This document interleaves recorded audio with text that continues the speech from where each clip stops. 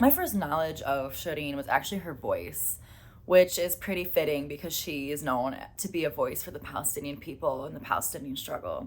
وفي القدس أيضاً تبقى الدعوات لخفض So التصعيد. many young aspiring journalists, especially female journalists, have told me that they would use a hairbrush.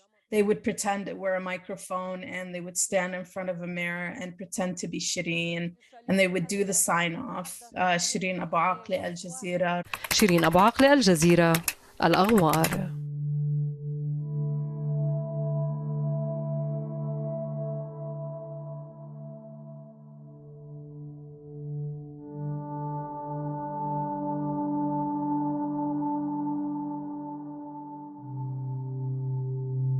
It was in my 20s that I watched Shireen on TV. It was during the Intifada years. She was kind of the face and voice of a daily digest of War and Peace.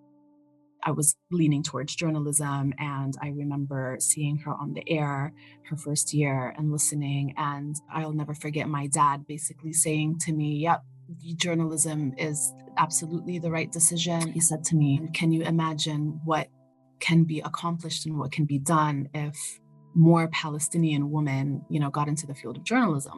In the field, she was very calm. She had this calm, commanding presence. Israeli soldiers would lob tear gas at her and other journalists, and everybody would run for cover, and she would kind of duck ever so slightly. في عام 48 Every single time I watched a Shireen Abu Akleh live report, I learned something new every time. Much of the world was quite ignorant to what was happening in Palestine, in the occupied territories. At the time, it was a trailblazing kind of journalism. Shireen was so down to earth, shy at times even, that I think that was one of the reasons why Palestinians welcomed her into their home. Mainstream media uses the words clashes and conflict. She wasn't about that. She told the truth.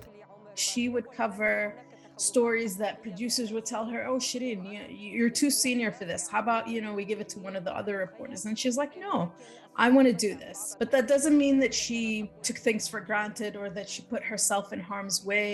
She said that's why she never left anything up to chance. She always had her vest on with the word press on it. She had her helmet. She would also always make sure that, she would take roads where there were no Israeli checkpoints.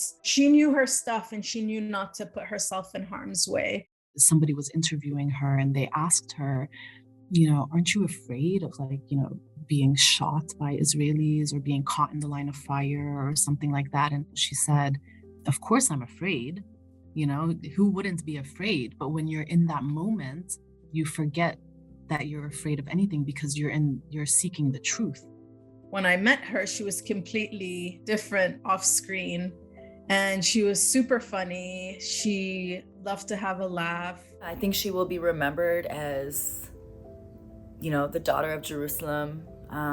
She will be remembered as an icon, as a leader, as a fighter for truth and for the Palestinian people. شيرين أبو عقلة. شيرين، كيف تتطور الأمور لحد الآن؟ She wanted to tell the story of the people of Palestine. I hope Shireen will always be remembered as somebody who touched the lives of every single person who she spoke to. Palestine never broke her. It never stopped her from appreciating and enjoying life. A generation of young Arab women looked up to her because, she was the first female correspondent they'd seen on their TV who covered a war, and she covered it with poise and with a lot of confidence, but also, with a lot of humility. من الفلسطينيين من يتمسك بمفتاح بيت. As a Palestinian, it's just so important for me to be in this field and to create change and use my voice, just as Shireen had. What she has inspired is, future generations of journalists to say enough is enough. We need to report this accurately and fairly. She wouldn't want us to stop, so we're not going to.